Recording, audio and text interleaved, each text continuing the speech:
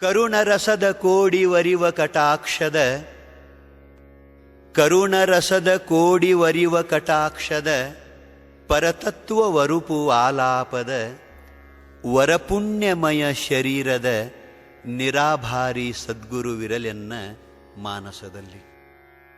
ಸದ್ಗುರುಗಳಿಗೆ ವಂದಿಸಿ ಶ್ರವಣ ಮಾಡುತ್ತಿರುವಂಥ ಎನ್ನ ಆತ್ಮೀಯ ಬಂಧುಗಳೇ, ನಿಮ್ಮೆಲ್ಲರಿಗೂ ಅನಂತ ವಂದನೆಗಳು. ಪುಣ್ಯಾತ್ಮರೇ, ನಮ್ಮೆದುರಿಗೆ ನಮ್ಮ ಸ್ನೇಹಿತರು ಒಂದು ಪ್ರಶ್ನೆಯನ್ನು ಕೇಳಿದ್ದಾರೆ. ಬಹಳ ಸುಂದರವಾಗಿರುವಂಥ ಪ್ರಶ್ನೆ, ಅದು ಅತ್ಯಂತ ಚಿಂತನೀಯವಾಗಿರುವಂಥ ಪ್ರಶ್ನೆ. ಆ ಪ್ರಶ್ನೆ ಯಾವುದು ಅಂತ ಕೇಳಿದರೆ, ನಮ್ಮ ದೈವವು ಬದಲಾಗಬಹುದೇ ಅನ್ನೋದು ಅವರ ಪ್ರಶ್ನೆ. ದೈವ ದೈವ ಅಂತಂದರೆ ಪೂರ್ವ ಜನ್ಮ ಕೃತಂ ಕರ್ಮ ತದ್ದೈವಮಿತಿ ಕಥ್ಯತೆ.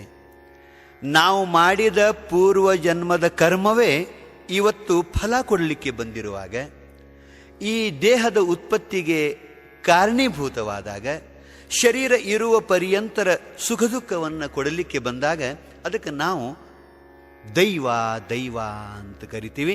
ಅದಕ್ಕನ್ನು ನಾವು ಪ್ರಾರಬ್ಧ ಅಂತಲೂ ಕರಿತೀವಿ. ಅದಕ್ಕನ್ನು ಇನ್ನೊಂದು ಮಾತಿನಲ್ಲಿ ಹೇಳಬೇಕು ಅಂತಂದರೆ ಅದಕ್ಕೆ ಹಣೆಯ ಬರಹ ಅಂತ ನಮ್ಮ ಗ್ರಾಮೀಣ ಜನನು ಕರ್ಕೊಂಡು ಬರ್ತಾರೆ, ಅಥವಾ ವಿಧಿ ನೇಮ ಅಂತೂ ಕೂಡ ಇದಕ್ಕೆ ಹೇಳ್ಕೊಂಡು ಬರ್ತಾರೆ. ಅಂತೂ ನಮ್ಮ ಸ್ನೇಹಿತರ ವಿಚಾರ ಏನು ಅಂತ ಕೇಳಿದರೆ, ಇಂಥ ನಮ್ಮ ಪ್ರಾರಬ್ಧ ಕರ್ಮ, ಇಂಥ ನಮ್ಮ ದೈವ, ನಮ್ಮ ವಿಧಿಯನ್ನು ನಾವು ಬದಲಿ ಮಾಡಿಕೊಳ್ಳೋಕೆ ಸಾಧ್ಯ ಏನು ಅನ್ನೋದು ಅವರ ಪ್ರಶ್ನೆ. ಅದಕ್ಕೆ ಉತ್ತರವಾಗಿ ನಾವು ನಮ್ಮ ದೈವವನ್ನು ನಾವು ಬದಲಾವಣೆ ಮಾಡ್ಕೋಬಹುದು ಅಂತಂದಾಗ, ಬದಲಾವಣೆ ಸಾಧ್ಯ ಇಲ್ಲ ಅನ್ನೋದಕ್ಕೆ ಪ್ರಬಲವಾದಂಥ ಪ್ರಮಾಣಗಳನ್ನು ಅವರು ಕೊಡ್ತಾರೆ. ಮೊದಲಿಗೆ ಅವರು ಕೊಡುವಂಥ ಪ್ರಮಾಣಗಳೇನು, ಅವರ ಸಂಪೂರ್ಣ ವಿಚಾರ ಏನು ಅನ್ನೋದನ್ನು ನೋಡಿಕೊಂಡು ನಾವು ಮುಂದಕ್ಕೆ ಸಾಗೋಣ. ನಮ್ಮ ಸ್ನೇಹಿತರ ಅಭಿಪ್ರಾಯ ಏನು ಅಂತ ಕೇಳಿದರೆ, ಅವರು ಕೊಡು ಪ್ರಮಾಣ: ಪಂಚೈತಾನ್ಯಪಿ ಸೃಜ್ಯಂತೆ ಗರ್ಭಸ್ಥಸ್ಸೈವ ದೇಹಿನಃ. ಪಂಚೈತಾನ್ಯಪಿ ಸೃಜ್ಯಂತೆ ಗರ್ಭಸ್ಥಸ್ಸೈವ ದೇಹಿನಃ ಆಯು ಕರ್ಮ ಚ ವಿತ್ತಂ ಚ ವಿದ್ಯಾ ನಿಧನಮೇವ ಚ. ಅಂತಂದರೆ ನಾವೆಲ್ಲರೂ ನಮ್ಮ ತಾಯಿ ಗರ್ಭದಲ್ಲಿ ಇರುವಾಗನೇ ನಮ್ಮ ಕರ್ಮಾನುಸಾರವಾಗಿ ಪರಮಾತ್ಮ 5 ಮಾತಿನ ಠರಾವವನ್ನು ಮಾಡಿರ್ತಾನೆ, 5 ಮಾತಿನ ನಿರ್ಣಯವನ್ನು ಭಗವಂತ ಮಾಡಿರ್ತಾನೆ. ಅದರಲ್ಲಿ ಒಂದು ನಮ್ಮ ಆಯುಷ್ಯ ಎಷ್ಟು ಇರಬೇಕು ಅನ್ನೋದು 10 ವರ್ಷ, 20 ವರ್ಷ, 50 ವರ್ಷ, 40 ವರ್ಷ, ಇದ್ರದ್ದು ಒಂದು ನಿರ್ಣಯ ಆಗಿರ್ತದೆ. ಎರಡನೇ ಮಾತು ಅಂತಂದರೆ ಕರ್ಮ, ಅಂದರೆ ನಾವು ಮಾಡುವ ಕಾಯಕ ಯಾವುದು ಅನ್ನೋದು ಕೂಡ ನಿರ್ಣಯ ಆಗಿರ್ತದೆ. ನಾವೇನೇನೋ ಮಾಡ್ಬೇಕಂತೀವಿ, ನಾವು ಬಯಸಿದ್ದು ನಮಗೆ ಸಿಗಂಗಿಲ್ಲ. ಯಾಕಪ್ಪ ಅಂತ ಕೇಳಿದರೆ, ನಾವು ಮಾಡಬೇಕಾದ ಕಾಯಕದ್ದು ಕೂಡ ನಾವು ತಾಯಿ ಗರ್ಭದಲ್ಲಿ ಇರುವಾಗನೇ ನಿರ್ಣಯ ಆಗಿರ್ತದೆ. ಆ ಬಳಿಕ ಮೂರನೇ ಮಾತು ಅಂತಂದ್ರೆ ವಿತ್ತಂ, ಅಂದರೆ ನಾವು ಸಂಪತ್ತನ್ನು ಎಷ್ಟು ಉಪಭೋಗ ಮಾಡಬೇಕು ಈ ಜೀವನದಲ್ಲಿ ಅನ್ನೋದು ಮೂರನೇ ಮಾತು. ನಾಲ್ಕನೇ ಮಾತು, ನಾವು ವಿದ್ಯಾ ಎಷ್ಟು ಸಂಪಾದನೆ ಮಾಡಬೇಕು ಅನ್ನೋದು ಕೂಡ ನಿರ್ಣಯ ಆಗಿರ್ತದೆ. ಐದನೇದು ಮರಣ, ನಮ್ಮ ಮೃತ್ಯು ಎಲ್ಲಿ ಆಗಬೇಕು, ಹ್ಯಾಂಗಾಗಬೇಕು, ಯಾವುದರಿಂದ ಆಗಬೇಕು ಅನ್ನೋದು ಕೂಡ ನಿರ್ಣಯ ಆಗಿಬಿಟ್ಟಿರ್ತೈತಿ ಅನ್ನುವಾಗ, ನಮ್ಮ ದೈವವು ಹೆಂಗೆ ಬದಲಾವಣೆ ಆಗ್ತೈತಿ ಅನ್ನೋದು ನಮ್ಮ ಸ್ನೇಹಿತರ ಪ್ರಬಲವಾದಂಥ ವಾದ. ಅದಕ್ಕೆ ಪೂರಕವಾದಂಥ ಇನ್ನೂ ಯುಕ್ತಿಗಳನ್ನು ಬಳಸ್ತಾರೆ. ಒಂದು ಪ್ರಮಾಣ ಕೊಡ್ತಾರೆ, ಮತ್ತು ಗರುಡ ಪುರಾಣದೊಳಗಿನ ಒಂದು ಪ್ರಮಾಣ ಅದು: ನಾಭುಕ್ತಂ ಕ್ಷೀಯತೆ ಕರ್ಮ ಕಲ್ಪಕೋಟಿ ಶತೈರಪಿ.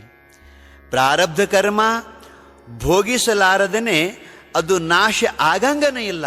ಶತಕೋಟಿ ಕಲ್ಪಗಳು ಉರುಳಿದರೂ ಕೂಡ ನಮ್ಮ ಪ್ರಾರಬ್ಧ ಕರ್ಮವನ್ನು ನಾವು ಅನುಭವಿಸೇ ತೀರಬೇಕನ್ನೋದು ಎರಡನೇ ಪ್ರಬಲವಾದಂಥ ಯುಕ್ತಿ ನಮ್ಮ ಸ್ನೇಹಿತರದು. ಆಮೇಲೆ ಶ್ರೀಮನ್ ನಿಜಗುಣ ಶಿವಯೋಗಿಗಳು, ಕನ್ನಡ ನಾಡಿನ ಶ್ರೇಷ್ಠ ತತ್ವಜ್ಞಾನಿಗಳು, ಅವರ ಒಂದು ಮಾತನ್ನು ಕೂಡ ನಮಗೆ ಪ್ರಮಾಣವಾಗಿ ಕೊಡ್ತಾರೆ ನಮ್ಮ ಸ್ನೇಹಿತರು. ಅದ್ಯಾವುದು ಅಂತ ಕೇಳಿದರೆ, ಬರಲುಳ್ಳ ದುಃಖವನ್ನು ಅನುಭವಿಸದೆ ಬೇರೆ ಪರಿಹಾರವದಕ್ಕಿಲ್ಲ. ಇಹುದೆಂದೊಡೆ ಪಿರಿದು ಸಾಹಸಿಗಳೆನಿಪ ರಾಮನಳ ಪಾಂಡವರು ನೋಯಲೇಕೆ. ಅಪ್ಪ, ನಮ್ಮ ಜೀವನದಲ್ಲಿ ಬರಬೇಕಾಗಿರುವಂಥ ದುಃಖವನ್ನ, ಬರಲುಳ್ಳ ದುಃಖವನ್ನ ಅನುಭವಿಸಲಾರದನೆ ಅದು ಪರಿಹಾರ ಆಗಂಗಿಲ್ಲ. ಒಂದು ವೇಳೆ ನಾವು ದುಃಖವನ್ನು ಪರಿಹಾರ ಮಾಡ್ಕೊಳ್ಳಾಕ ಬರ್ತಿತ್ತು ಅಂತಂದ್ರೆ ನಮಗಿಂತಲೂ ಹಿರಿಯರಿದ್ರು, ದೊಡ್ಡವರಿದ್ರು, ವೀರರಿದ್ದರು, ಶೂರರಿದ್ದರು.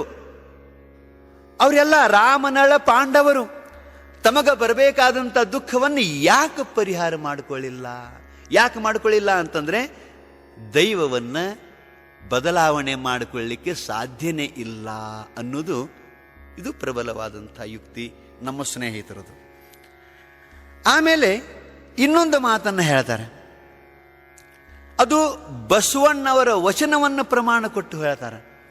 ಅದು ಯಾವುದು ಅಂತ ಕೇಳಿದರೆ, ಅಂಜಿದರಾಗದು ಅಳುಕಿದರಾಗದು. ಅಪ್ಪ, ಅಂಜಿದರಾಗದು ಅಳುಕಿದರಾಗದು, ವಜ್ರ ಪಂಜರದೊಳಗಿದ್ದರಾಗದು, ತಪ್ಪದಯ್ಯ ಲಲಾಟ ಲಿಖಿತ, ಕಕ್ಕುಲತೆ ಪಟ್ಟರೆ ಆಗದು ನೋಡಯ್ಯ, ಧೃತಿಗೆಟ್ಟು ಮನಧಾತುಗೆಟ್ಟರೆ ಆಗದು ನೋಡಯ್ಯ. ಅದಕ್ಕೊಂದು ಮಾತು ಹೇಳ್ತಾರೆ, ಬಾರದು ಬಪ್ಪದು, ಬಪ್ಪುದು ತಪ್ಪದು, ಕೂಡಲ ಸಂಗಮ ದೇವ. ನಮ್ಮ ದೈವದಲ್ಲಿ ಬರಬೇಕಾದದ್ದು ಯಾವುದೈತಿ ಅದು ತಪ್ಪಿಸ್ಕೊಳ್ಳಕ್ಕೆ ಸಾಧ್ಯನೇ ಇಲ್ಲ. ಯಾವುದು ಬರುವುದಿಲ್ಲವೋ ಅದು ಬರುವುದನೇ ಇಲ್ಲ. ಬಾರದು ಬಪ್ಪದು, ಬಪ್ಪುದು ತಪ್ಪದು, ಬರಬೇಕಾದದ್ದು ತಪ್ಪಿಸ್ಕೊಳ್ಳಕ್ಕೆ ಸಾಧ್ಯನೇ ಇಲ್ಲ ಅಂತ ಅಂದಾಗ ದೈವವನ್ನು ನಾವು ಹೆಂಗೆ ಬದಲಾವಣೆ ಮಾಡ್ಕೊಳ್ಳಕ್ಕೆ ಸಾಧ್ಯತಿ ಅಂಥೇಳಿ ನಮ್ಮ ಸ್ನೇಹಿತರ ವಾದ. ಅದಕ್ಕೆ ನಾವು ಉತ್ತರ ರೂಪವಾಗಿ, ಹಾಗಾದರೆ ದೈವವನ್ನು ಬದಲಾವಣೆ ಮಾಡ್ಕೊಳ್ಳಕ್ಕೆ ಸಾಧ್ಯ ಇಲ್ಲ ಅಂತಂದಾಗ ಹಂಗಾರೆ ಮನುಷ್ಯ ಜನ್ಮಕ್ಕೇನು ಬೆಲೆ? ಮನುಷ್ಯನಿಗೆ ಪರಮಾತ್ಮ ಒಂದು ಕರ್ತೃತ್ವ ಶಕ್ತಿಯನ್ನು ಕೊಟ್ಟಾನೆ, ಇನ್ನೊಂದು ಭೋಕ್ತೃತ್ವ ಶಕ್ತಿಯನ್ನು ಕೊಟ್ಟಾನೆ. ಪ್ರಾರಬ್ಧ ಕರ್ಮದ ಫಲವನ್ನು ಉಣ್ಣುವುದರ ಜೊತೆಗೆ ಒಂದು ಕರ್ತೃತ್ವ ಶಕ್ತಿ, ಹೊಸದನ್ನೇನಾದರೂ ನಾನು ಮಾಡ್ಕೋಬೇಕನ್ನುವಂಥ ಶಕ್ತಿ, ನನಗೆ ಬೇಕಾದದ್ದನ್ನು ಪಡ್ಕೊಳ್ಳುವಂಥ ಶಕ್ತಿ, ಬ್ಯಾಡಾದದ್ದನ್ನು ಕಳ್ಕೊಳ್ಳುವಂಥ ಶಕ್ತಿ, ಒಂದು ಪುರುಷ ಪ್ರಯತ್ನ ಅಂತ ಕರೀತಾರಲ್ಲ, ಅದು ಪರಮಾತ್ಮ ಮನುಷ್ಯನಿಗೆ ಕೊಟ್ಟಾನೆ. ಮತ್ತು ದೈವವನ್ನು ಬದಲಾವಣೆ ಮಾಡ್ಕೊಳ್ಳೋಕೆ ಸಾಧ್ಯ ಇಲ್ಲ ಅಂತ ಅಂದಾಗ ಮತ್ತು ಮನುಷ್ಯ ಜನ್ಮಕ್ಕೇನು ಬೆಲೆ? ಪ್ರಯತ್ನ ಮಾಡುವಂಥ ನಮ್ಮ ಬುದ್ಧಿಗೆ ಏನು ಬೆಲೆ?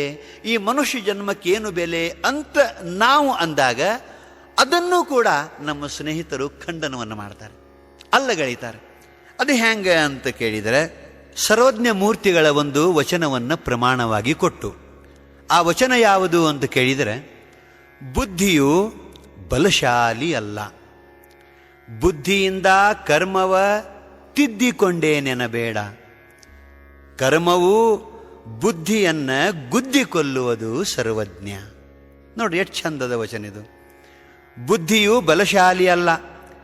ನಮ್ಮೆಲ್ಲರ ಬಳಿ ಒಂದು ಪ್ರಯತ್ನ ಮಾಡುವಂಥ ಬುದ್ಧಿ ಅದ, ಒಂದು ನಾವು ಕಟ್ಕೊಂಡು ಬಂದಿರುವಂಥ ಒಂದು ಪ್ರಾರಬ್ಧ ಕರ್ಮದ.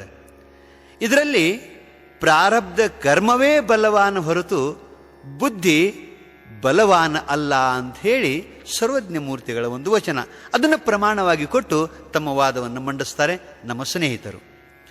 ಬುದ್ಧಿಯು ಬಲಶಾಲಿ ಅಲ್ಲ, ಪ್ರಯತ್ನ ಮಾಡುವಂಥ ಬುದ್ಧಿಯು ಪ್ರಾರಬ್ಧ ಕರ್ಮದ ಎದುರಿಗೆ ಬಲಶಾಲಿ ಅಲ್ಲ, ಬುದ್ಧಿಯಿಂದ ಕರ್ಮವ ತಿದ್ದಿಕೊಂಡೇ ನೆನಬೇಡ. ಅಂದರೆ ನಮ್ಮ ಬುದ್ಧಿಯಿಂದ ಪ್ರಾರಬ್ಧ ಕರ್ಮವನ್ನು ತಿದ್ದುಕೋತನು ಅಂತ ಅನಬೇಡ. ಯಾಕೆ? ಕರ್ಮವು ಅಂದರೆ ಪ್ರಾರಬ್ಧ ಕರ್ಮವು ಬುದ್ಧಿಯನ್ನು, ಅಂದರೆ ಪ್ರಯತ್ನ ಮಾಡುವಂಥ ಬುದ್ಧಿಯನ್ನು ಗುದ್ದಿಕೊಲ್ಲುವುದು ಸರ್ವಜ್ಞ ಅಂಥೇಳಿ. ಹಿಂಗಿರುವಾಗ ನಮ್ಮ ದೈವವನ್ನು ಹೆಂಗೆ ಬದಲಿಸಿಕೊಳ್ಳಕ್ಕೆ ಸಾಧ್ಯದ ಅನ್ನೋದು ನಮ್ಮ ಸ್ನೇಹಿತರ ವಾದ. ಮತ್ತು ಇನ್ನೊಂದು ಯುಕ್ತಿ ಅಂತಂದರೆ ಅವ್ರು ಹೇಳೋದು, ಪ್ರಾರಬ್ಧ ಕರ್ಮವು ತನ್ನ ಫಲವನ್ನು ಕೊಡುವಾಗ ಬೇಕಾದಂಥ ಬುದ್ಧಿವಂತದಾನಂದರು, ಬೇಕಾದಂಥ ಒಬ್ಬ ಅವತಾರಿ ಪುರುಷದಾನಂದರು ಕೂಡ ಅವನ ಬುದ್ಧಿಯನ್ನು ಪ್ರಾರಬ್ಧ ಕರ್ಮ ಮಂದಗೊಳಿಸ್ತೈತಿ ಅನ್ನೋದಕ್ಕೆ ಒಂದು ಸುಂದರವಾಗಿರುವಂಥ ಉದಾಹರಣೆಯನ್ನು ಕೂಡ ಅವರು ಕೊಡ್ತಾರೆ. ಅವ್ರ ಮಾತು ಮೊದಲಿಗೆ ಕೇಳೋಣ. ನಿಮಗೆ ಗೊತ್ತಿರಬೇಕು, ರಾಮನ ಜೀವನದೊಳಗೆ ಆದಂಥ ಒಂದು ಘಟನೆ. ಪಂಚವಟಿಯಲ್ಲಿ ಇದ್ದಾಗ ರಾಮ, ಲಕ್ಷ್ಮಣ, ಸೀತಾಮಾತೆ ಒಂದು ಗುಡಿಸಲ ಮಾಡಿಕೊಂಡಿದ್ರು. ಸೀತಾಮಾತೆ ಎದುರಿಗೆ ಒಂದು ಬಂಗಾರದ ಬಣ್ಣದ ಜಿಂಕೆ ಹಾದು ಹೋತು. ಅದು ವಾಸ್ತವಿಕ ಬಂಗಾರದ ಜಿಂಕೆ ಅಲ್ಲ. ಅದಕ್ಕೊಬ್ಬ ಹೇಳ್ತಾನೆ, ಅಸಂಭವಂ ಹೇಮ ಮೃಗಸ್ಯ ಜನ್ಮ, ಅಸಂಭವಂ ಹೇಮ ಮೃಗಸ್ಯ ಜನ್ಮ ತಥಾಪಿ ರಾಮೋ ಲುಲುಭೆ ಮೃಗಾಯ ಪ್ರಾಯಃ ಸಮಾಪನ್ನ ವಿಪತ್ತಿ ಕಾಲೇ ಧಿಯೋಪಿ ಪುಂಸಾಂ ಮಲಿನೀಭವಂತಿ ಅಂತ ಹೇಳಿ. ಬೇಕಾದಂಥ ವಿದ್ವಾಂಸದಾನಂದರೂ ಕೂಡ ಅವನ ಕರ್ಮವು ಫಲ ಕೊಡು ಕಾಲಕ್ಕೆ ಅವನ ಬುದ್ಧಿಯನ್ನು ಮಂದಗೊಳಿಸ್ತೈತಿ ಅನ್ನೋದಕ್ಕೆ ಇದೊಂದು ಉದಾಹರಣೆಯನ್ನು ನಮ್ಮ ಸ್ನೇಹಿತರು ಕೊಡ್ತಾರೆ. ಸೀತಾಮಾತೆ ಎದುರಿಗೆ ಒಂದು ಬಂಗಾರದ ಬಣ್ಣದ ಜಿಂಕೆ ಹಾದು ಹೋತು. ಆದರೆ ಸೀತಾಮಾತೆ ಅದು ಬಂಗಾರದ ಜಿಂಕೆ ಅಂತ ಮೋಹಿಸಿದ್ಲು. ಆ ತಾಯಿಯ ಭಾವನೆ ಏನಿತ್ತು ಅಂತ ಕೇಳಿದರೆ, ಈ ವನವಾಸ ಮುಗಿಸಿಕೊಂಡು ಅಯೋಧ್ಯಕ್ಕೆ ಹೋದ ಬಳಿಕ ಜನರಿಗೆ ನಾವು ಅಲ್ಲಿಂದ ಬಂಗಾರದ ಜಿಂಕೆ ತಂದೀವಿ ಅಂತ ತೋರಿಸ್ಬೇಕನ್ನುವಂಥ ಒಂದು ಕುತೂಹಲ. ಹೀಗಾಗಿ ಆ ಬಂಗಾರದ ಜಿಂಕೆ ಬೇಕು ಅಂತ ಹಠ ಮಾಡಿದಳು, ರಾಮಚಂದ್ರನಿಗೆ ಹೇಳಿದಳು. ರಾಮಚಂದ್ರ ಅವತಾರಿ ಪುರುಷ, ಅವನಾದರೂ ಕೂಡ ವಿಚಾರ ಮಾಡಬೇಕಾಗಿತ್ತು. ಇದು ಮಾಯಾಮಯವಾಗಿರುವಂಥ ಜಿಂಕೆ ಹೊರತು ಇದು ವಾಸ್ತವಿಕ ಬಂಗಾರದ ಜಿಂಕೆ ಅಲ್ಲ ಅಂತ ಅವನು ತಿಳ್ಕೋಬೇಕಾಗಿತ್ತು. ಆದರೂ ಅವನ ಬುದ್ಧಿಗೆ ಹೊಳಿಲಿಲ್ಲ. ಸೀತಾಮಾತೆಯ ಮಾತನ್ನು ಕೇಳಿ ಆ ತಾಯಿಯ ಹಠಕ್ಕೆ ಮಣಿದು ಆ ಬಂಗಾರದ ಜಿಂಕೆಯನ್ನು ತರಬೇಕು ಅಂತ ಹೋದ. ಅದಕ್ಕೆ ಪ್ರಾಯ ಸಮಾಪನ್ನ ವಿಪತ್ತಿ ಕಾಲೆ, ಬಹುಶಃ ಪ್ರಾರಬ್ಧ ಕರ್ಮವು ತನ್ನ ಆಪತ್ತನ್ನು ಕೊಡುವ ಕಾಲಕ್ಕೆ, ತನ್ನ ಕಷ್ಟನ್ನು ಕೊಡುವ ಕಾಲಕ್ಕೆ, ಕರ್ಮವು ತನ್ನ ಫಲವನ್ನು ಕೊಡುವ ಕಾಲಕ್ಕೆ ವಿದ್ವಾಂಸನ ಬುದ್ಧಿಯೂ ಕೂಡ ಮಂದಗೊಳಿಸ್ತೈತಿ ಅನ್ನೋದಕ್ಕೆ ರಾಮಚಂದ್ರನ ಉದಾಹರಣೆ. ರಾಮನು ಮೋಹಿಸಿ ಆ ಜಿಂಕೆಯನ್ನು ತರಲಿಕ್ಕೆ ಹೋದ. ಈ ಕಡೆ ಸೀತಾಮಾತೆ ಅಪಹರಣ ಆಗಿ ಹೋಯಿತು. ಎಲ್ಲರ ಜೀವನದಲ್ಲಿ ಬಹಳಷ್ಟು ದುಃಖವನ್ನು ಅವರು ಅನುಭವಿಸುವಂಥವರಾದರು. ಅದಕ್ಕೆ ಪ್ರಾರಬ್ಧವನ್ನು ಅಂದರೆ ದೈವವನ್ನು ಬದಲಿಸಿಕೊಳ್ಳಲಿಕ್ಕೆ ಸಾಧ್ಯ ಇಲ್ಲ ಅನ್ನೋದು ನಮ್ಮ ಸ್ನೇಹಿತರ ವಾದ. ಅದು ಒಪ್ಪುವಂಥ ವಾದವೇ. ಇನ್ನೊಂದು ಮಾತನ್ನು ಹೇಳ್ತಾರೆ. ಒಬ್ಬ ಹಿಂದಿ ಕವಿ, ಅನುಭಾವಿ ಒಂದು ಪದ್ಯವನ್ನು ಬರೀತಾನೆ. ಕಿಸ್ಮತ್ ಕೆ ಖೇಲ ನಿರಾಲೆ ಮೇರೆ ಭಯ್ಯ, ಕಿಸ್ಮತ್ ಕೆ ಖೇಲ ನಿರಾಲೆ ಮೇರೆ ಭಯ್ಯ, ಕಿಸ್ಮತ್ ಕಾ ಲಿಖಾ ಕೌನ್ ಟಾಲೆ ಮೇರೆ ಭಯ್ಯ. दुनिया में प्राणी क्या क्या सपने सजाए, दुनिया में प्राणी क्या क्या सपने सजाए, किस्मत के आंधियों ने पल में मिटाए, बिगड़ी को कौन संभाले मेरे भैया, किस्मत के खेल निराले मेरे भैया ಅಂತೇಳಿ ಹಿಂದಿ ಕವಿಯೂ ಕೂಡ ದೈವವೇ ಬಲವಾನವಾದದ್ದು ಅಂತ ಹಾಡಿದ್ದನ್ನು ಪ್ರಮಾಣವಾಗಿ ಕೊಟ್ಟು ನಮ್ಮ ಸ್ನೇಹಿತರು ಪ್ರಾರಬ್ಧವನ್ನು ಅಂದರೆ ದೈವವನ್ನು ಬದಲಾವಣೆ ಮಾಡಿಕೊಳ್ಳಲಿಕ್ಕೆ ಸಾಧ್ಯ ಇಲ್ಲ ಅಂತ ತಮ್ಮ ವಾದವನ್ನು ಮಂಡಿಸಿದರು. ಬಳಿಕ ಅವರಿಗೆ ನಾವು ಹೇಳಬೇಕಾದಂಥ ಉತ್ತರ ರೂಪ ಸಮಾಧಾನ ಏನು ಅಂತ ಕೇಳಿದರೆ, ಅವರ ಮಾತ ಒಂದು ಅರ್ಥದಲ್ಲಿ ಸರಿನೇ. ಯಾರೂ ಅಧ್ಯಾತ್ಮದ ಕಡೆ ಮುಖ ಮಾಡಂಗಿಲ್ಲೋ, ಯಾರು ಮಹಾತ್ಮರ ಬಳಿ ಬರಂಗಿಲ್ಲೋ, ಯಾರು ಆಧ್ಯಾತ್ಮಿಕ ಸಾಧನೆಯನ್ನು ಸಾಧಿಸುವುದಿಲ್ಲವೋ, ಯಾರು ಪ್ರಯತ್ನ ಕಡೆ ಮುಖ ಮಾಡುವುದಿಲ್ಲವೋ ಅವರಿಗೆ ಮಾತ್ರ ಪ್ರಾರಬ್ಧ ಕರ್ಮವನ್ನು ತಪ್ಪಿಸಿಕೊಳ್ಳಿಕ್ಕೆ ಸಾಧ್ಯ ಇಲ್ಲ. ಅವರು ಪ್ರಾರಬ್ಧ ಕರ್ಮದ ಫಲವನ್ನು ಉಂಡೇ ತೀರಬೇಕು. ಆದರೆ ಇನ್ನೊಂದು ಮಹಾಭಾರತದಲ್ಲಿ ಭಗವಾನ್ ವೇದವ್ಯಾಸರು ಹೇಳುವಂಥ ಮಾತನ್ನು ದೈವವನ್ನು ಬದಲಿಸಿಕೊಳ್ಳಲಿಕ್ಕೆ ಸಾಧ್ಯ ಇಲ್ಲ ಅನ್ನುವವರಿಗೆ ಸೂಚನಾ ರೂಪವಾಗಿರುವಂಥ ಒಂದು ಮಾತ, ಬಹಳ ಸುಂದರವಾಗಿರುವಂಥ ಒಂದು ಮಾತನ್ನು ಹೇಳ್ತಾರೆ. ಆ ಶ್ಲೋಕ ಯಾವುದು ಅಂತ ಕೇಳಿದರೆ, ಅಭಿವಾದನಶೀಲಸ್ಯ ನಿತ್ಯಂ ವೃದ್ಧೋಪಸೇವಿನಃ, ಅಭಿವಾದನಶೀಲಸ್ಯ ನಿತ್ಯಂ ವೃದ್ಧೋಪಸೇವಿನಃ ಚತ್ವಾರಿ ಸಂಪ್ರವರ್ಧಂತೆ ಕೀರ್ತಿರಾಯುರ್ ಯಶೋ ಬಲಂ ಅಂಥೇಳಿ ಬಹಳ ಸುಂದರವಾಗಿರುವಂಥ ಮಾತ. ಇದನ್ನ ನಮ್ಮ ಸ್ನೇಹಿತರು ಲಕ್ಷ್ಯ ಕೊಟ್ಟು ಕೇಳುವಂಥ ಮಾತ. ದೈವವನ್ನು ಬದಲಿಸಿಕೊಳ್ಳಲಿಕ್ಕೆ ಸಾಧ್ಯ ಇಲ್ಲ ಅಂತ ಹೇಳುವವರು ಕೂಡ ಲಕ್ಷ್ಯ ಕೊಟ್ಟು ಕೇಳುವಂಥ ಮಾತಿದು. ಹೇಳ್ತಾರೆ ಮಹಾತ್ಮರು, ಯಾವ ಮನುಷ್ಯ ವಯೋವೃದ್ಧರ, ತಪೋವೃದ್ಧರ, ಜ್ಞಾನವೃದ್ಧರ, ತಪಸ್ವಿಗಳ ಸೇವೆಯನ್ನ ಯಾವ ಮನುಷ್ಯ ಮನಮುಟ್ಟಿ ಮಾಡ್ತಾನೋ, ಅವ್ರ ಕೃಪೆಗೆ ಯಾವ ಮನುಷ್ಯ ಪಾತ್ರನಾಗ್ತಾನೋ, ದಿನಾಲು ಭಯಭಕ್ತಿಯಿಂದ ಅವರಿಗೆ ವಂದನೆಯನ್ನ ಯಾವ ಮಾಡ್ತಾನೋ, ನಮಸ್ಕಾರ ಯಾವ ಮಾಡ್ತಾನೋ, ಅವರ ಮನ ಕರಗುವಂತೆ ಅವರ ಜೊತೆಗೆ ನಡ್ಕೊಂಡು ಅವರ ಸೇವಾ ಮಾಡಿ ಅವರ ಅನುಗ್ರಹಕ್ಕೆ ಪಾತ್ರ ಯಾವ ಆಗ್ತಾನೋ, ಆ ವ್ಯಕ್ತಿ ತನ್ನ ದೈವದಲ್ಲಿ ಇಲ್ಲದ್ದನ್ನ 4 ವಸ್ತುಗಳನ್ನು ಪಡಿಬಹುದು ಅಂತ ಹೇಳ್ತಾರೆ. ತಮ್ಮ ದೈವದೊಳಗೆ ಇಲ್ಲದ್ದನ್ನು ಪಡಿಬಹುದು. ಅವು ಯಾವ್ಯಾವು ಅಂತ ಕೇಳಿದ್ರೆ, ಕೀರ್ತಿ, ಆಯುಷ್ಯ, ಆ ಬಳಿಕ ಯಶ ಮತ್ತು ಬಲ. ಈ 4 ವಸ್ತುಗಳನ್ನು ಮಹಾತ್ಮರ ಕೃಪಾಶೀರ್ವಾದದಿಂದ ಪಡಿಬಹುದು ಅನ್ನೋದನ್ನು ಭಗವಾನ್ ವೇದವ್ಯಾಸರು ಈ ಮಾತನ್ನು ನಮಗೆ ಹೇಳಿಕೊಡ್ತಾರೆ. ಆದ್ದರಿಂದ ಇನ್ನಾತ್ಮೀಯ ಬಂಧುಗಳೇ, ಮಹಾತ್ಮರ ಕೃಪೆಯನ್ನು ಪಡೆಯುವಲ್ಲಿ ಬಹಳಷ್ಟು ಲಾಭದ. ನಮ್ಮ ದೈವವನ್ನೇ ಬದಲಾವಣೆ ನಾವು ಮಾಡ್ಕೋಬಹುದು ಅವರ ಕೃಪಾಶೀರ್ವಾದ ಬಲದಿಂದ. ಅವರ ಕೃಪೆಯಿಂದ ಒಬ್ಬ ವಿದ್ಯಾಹೀನನಾಗಿರುವಂಥ ದೊಡ್ಡ ಮನುಷ್ಯ ವಿದ್ಯೆಯನ್ನು ಕ್ಷಣಾರ್ಧದಲ್ಲಿ ಪಡ್ಕೊಂಡು ಕೀರ್ತಿವಂತನಾಗಬಹುದು. ಸಂಪತ್ತನ್ನು ಕ್ಷಣಾರ್ಧದಲ್ಲಿ ಪಡ್ಕೊಂಡು ಜಗತ್ತಿನಲ್ಲಿ ಕೀರ್ತಿವಂತನಾಗಬಹುದು. ಅವರ ಕೃಪೆಯಿಂದ ಆಯುಷ್ಯ ಹೆಚ್ಚಿಗೆ ಪಡಿಬಹುದು. ಹಿಡಿದ ಕಾರ್ಯದಲ್ಲಿ ಯಶವನ್ನು ಕಾಣಬಹುದು.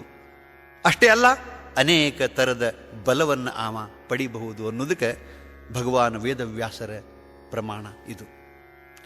ಇನ್ನು ಉದಾಹರಣೆ ರೂಪದಿಂದ ತಮ್ಮ ದೈವವನ್ನು ಬದಲಾವಣೆ ಮಾಡಿಕೊಂಡವರು ಯಾರು ಅಂತ ಕೇಳಿದರೆ, ನಿಮಗೆ ಉದಾಹರಣೆಯಾಗಿ ಹೇಳಬೇಕು ಅಂತಂದರೆ ಸಾಕಷ್ಟು ಉದಾಹರಣೆಗಳು ನಮಗೆ ಸಿಗ್ತವೆ. ಅದರಲ್ಲಿ ಸ್ವಾಮಿ ವಿವೇಕಾನಂದರು. ಸ್ವಾಮಿ ವಿವೇಕಾನಂದರು ರಾಮಕೃಷ್ಣ ಪರಮಹಂಸರ ದರ್ಶನ ಪಡೆಯೋಕ್ಕಿಂತ ಮೊದಲು ಮಹಾನ್ ನಾಸ್ತಿಕರಾಗಿ ತಿರುಗ್ತಾ ಇದ್ದರು. ಅವರಿಗೆ ದೈವದಲ್ಲಿ ನಂಬಿಕೆ ಇರಲಿಲ್ಲ, ಗುರುಶಾಸ್ತ್ರಗಳ ವಾಕ್ಯದಲ್ಲಿ ನಂಬಿಕೆ ಇರಲಿಲ್ಲ. ಎಲ್ಲೆದಾನ್ ಪರಮಾತ್ಮ, ಎಲ್ಲೆದಾನ್ ದೇವರು ಅಂತೇಳಿ ವಾದ ಮಾಡ್ತಾ ಅಡ್ಡಾಡ್ತಿದ್ರು.